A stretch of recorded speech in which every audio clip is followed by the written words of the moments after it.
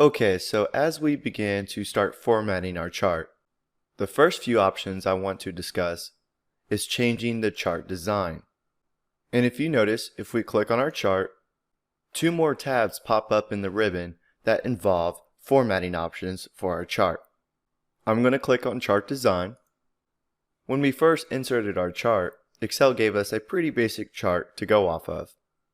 But let's say we want to start changing the layout of this chart. If we come over here to the Charts Layouts group and click Quick Layout, Excel provides us a few different layouts that we can apply to our chart.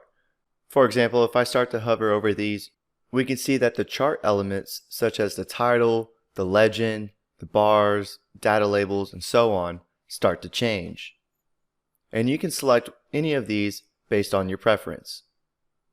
We also have the option to change the colors of the bars. Right now it is selected to the default Microsoft theme, but we can hover over these different color schemes to get a preview of what our chart would look like. So if your worksheet had a blue theme and you insert a chart, you can change the colors of your bars to make it match your theme. And lastly, we can change the style of our chart. And once again, we can select a few different predefined styles that Excel provides for us.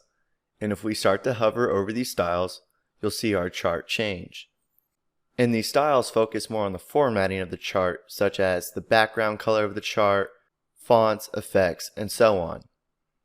So it's up to you to choose a style that you think looks best with your worksheet. I know that this was a pretty quick video, but I wanted to introduce you to how to change the chart design before we actually get into formatting the elements of the chart in the next video.